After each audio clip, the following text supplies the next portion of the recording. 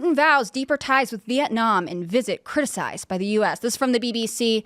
The leaders of Vietnam and Russia have said they want to boost ties since the pairs met in the Vietnamese capital of Hanoi. Vietnamese President To Lam was full of praise for his Russian counterpart Vladimir Putin, congratulating him on his recent re-election. Mr. Putin, in return, said strengthening a strategic partnership with both the Southeast Asian countries, with the Southeast Asia country was one of Russia's priorities. His trip to Vietnam, which comes on the heels of his lavish visit to North Korea, is being interpreted as a demonstration of the diplomatic support Russia still enjoys in the region. So Russia has long had a very tight connection to Vietnam. They supported Vietnam when it was warring with America and France. It also tends to support the educational ambitions of a lot of Vietnamese students. They'll go to Russia and study. Vietnam is also a major military industrial client for Russia. So the relationship between the two is long established and close-knit, even though the U.S. tends to treat Russia like it's an isolated country. Nobody talks to Russia. And this comes at an interesting time.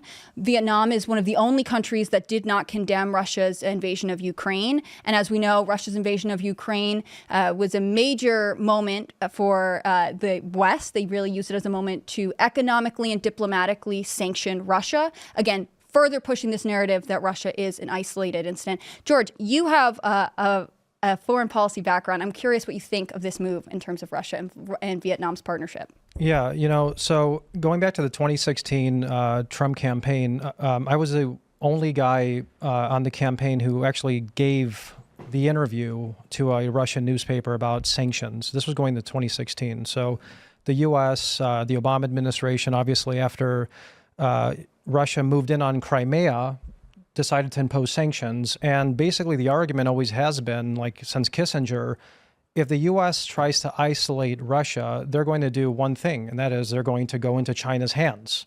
They're going to look east and not west.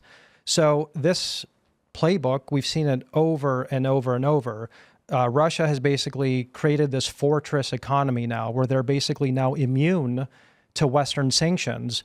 You have the rise of the BRICS, which are basically trying to collapse the US dollar and redesign the world global economic order, the trade order. And this is exactly what Putin's doing. He's like, if Europe doesn't want to buy my gas, if Europe doesn't want to buy my oil, they don't want to buy my weapons, then North Korea wants to, Vietnam wants to, and I'm going to sell it to a discount to China, and China's going to help me out. And all of these countries now are growing as a collective GDP. The US dollar is slowly but maturely collapsing, and sanctions have been an utter failure. So we're probably going to see a lot more of this moving forward.